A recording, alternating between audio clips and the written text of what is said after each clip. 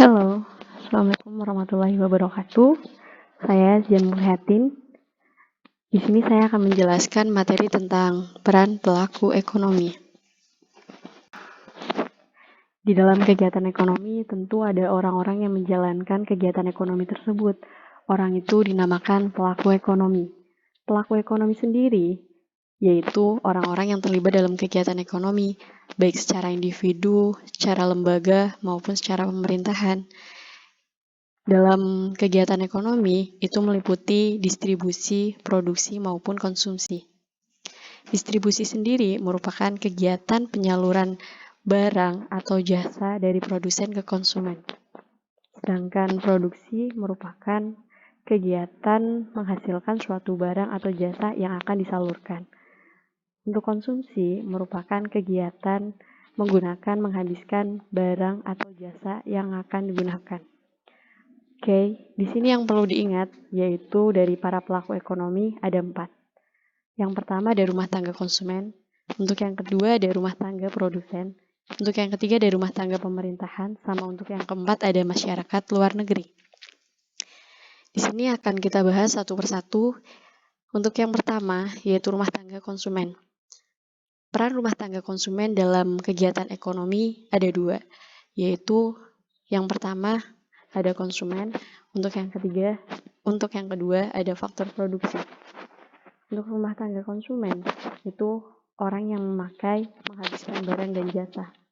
Contohnya seperti membeli makanan di kantin, seragam, menggunakan jasa tukang cukur maupun menggunakan jasa kuli bangunan. Tentunya contohnya itu banyak banget dalam kehidupan sehari-hari. Tadi saya sebutkan ada konsumsi sama ada konsumen. Untuk perbedaan dari kedua hal itu, kalau konsumsi itu pada kegiatannya, sedangkan konsumen itu pada pelakunya. Untuk yang kedua yaitu faktor produksi. Faktor produksi itu di sini penyedia tenaga kerja, tanah, modal yang nantinya akan digunakan oleh suatu perusahaan. Lanjut pada poin yang kedua yaitu rumah tangga produsen. Perannya itu yang pertama ada produksi, yang kedua ada pengguna produksi, untuk yang ketiga itu ada agen pembangunan. Produksi merupakan kegiatan menghasilkan barang atau jasa. Untuk yang kedua yaitu pengguna produksi. Di sini kaitannya dengan sumber daya alam serta sumber daya manusia. Seperti gambar yang terlihat di samping, di situ perusahaan menghasilkan beberapa seragam. Namun, untuk menghasilkan beberapa seragam, tentu diperlukan beberapa infrastruktur atau alat dan bahan yang mereka gunakan. Contohnya seperti mesin jahit, seperti benang, mungkin saja gunting, jarum, dan lain sebagainya. Sedangkan untuk sumber daya manusianya tenaga kerja yang tadi diambil dari faktor rumah tangga konsumen. Untuk yang ketiga yaitu agen pembangunan. Agen pembangunan sendiri tentunya dengan adanya sebuah perusahaan akan mendukung majunya infrastruktur, lapangan pekerjaan, serta kemajuan sumber daya manusia. Kemajuan sumber daya manusia tercipta dengan adanya kesejahteraan masyarakat yang didukung oleh masyarakat yang bekerja. Oke, untuk poin yang ketiga yaitu rumah tangga pemerintahan. Pemerintah fungsinya yaitu ada pengatur perekonomian, perannya juga yang kedua ada konsumen, dan yang ketiga ada produsen. Adanya sebuah pemerintah untuk mengatur perekonomian itu terjadi agar tidak terjadi kerugian pada negara kita. Contohnya dalam pengaturan pajak. Untuk yang kedua yaitu konsumen. Selain sebagai pengatur suatu negara, pemerintah juga konsumen. Karena untuk mendukung kinerja dari pemerintah, tentunya mereka memerlukan infrastruktur yang memadai. Contohnya seperti yang ada di gambar yaitu ada meja, ada kursi, ada mikrofon, ada bendera, ada televisi, maupun hal yang digunakan lainnya. Lalu untuk yang ketiga yaitu sebagai peran produsen. Untuk peran produsen yaitu adanya perusahaan-perusahaan yang dimiliki oleh pemerintah. Perusahaan-perusahaan itu ada yang dimiliki swasta, ada yang dimiliki pemerintah. Namun kaitannya di sini berarti yang dimiliki oleh pemerintah. Yang dimiliki oleh pemerintah itu yang dinamakan BUMN.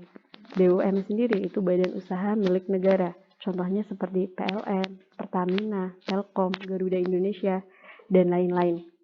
Dan perusahaan yang dimiliki suatu pemerintah itu sebenarnya banyak sekali, termasuk Bank Mandiri, Bank Indonesia.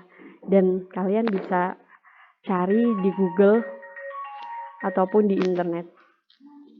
Oke, untuk yang keempat yaitu masyarakat luar negeri.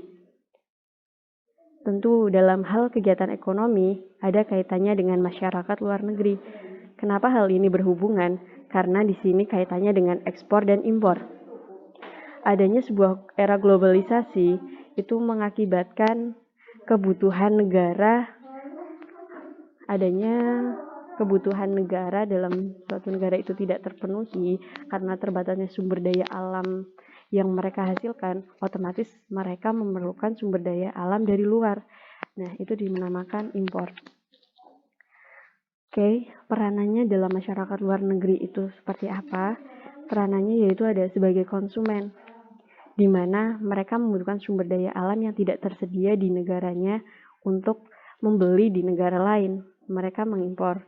Untuk peran yang kedua yaitu sebagai produsen, di mana suatu negara tertentu tidak memiliki sumber daya alam yang terpenuhi sehingga mengimpor dari negaranya kita. Akhirnya mereka mengekspor. Oke, untuk yang ketiga yaitu sebagai investasi. Adanya perusahaan-perusahaan tentunya akan menanamkan suatu modal pada orang-orang lain, termasuk kepada orangnya asing. Itu untuk menanamkan modalnya atau dinamakan investor. Untuk peran selanjutnya yaitu pertukaran tenaga kerja. Jumlah tenaga kerja yang besar akan dikirim ke negara yang lain. Contohnya di Indonesia, tenaga kerjanya lebih besar daripada lapangan pekerjaan itu sendiri. Otomatis mereka mengirimkan tenaga kerja dari Indonesia ke luar negeri. Contoh lebih mudahnya yaitu bisa kita sebut tenaga kerja Indonesia atau TKI.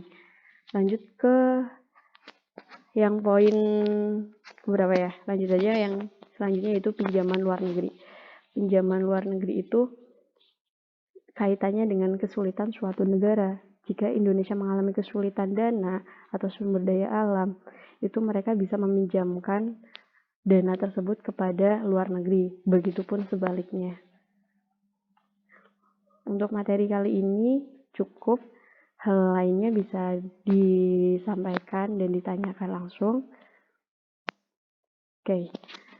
Ini yang terakhir ada diagram circular flow. Untuk diagram circular flow itu merupakan diagram kegiatan dalam ekonomi. Silahkan bisa dicari maksud dari diagram circular flow itu bagaimana dan bisa dicari di internet maupun di Google. Habis itu nanti dikumpulkan. Terima kasih. Cukup sekian. Wassalamualaikum warahmatullahi wabarakatuh.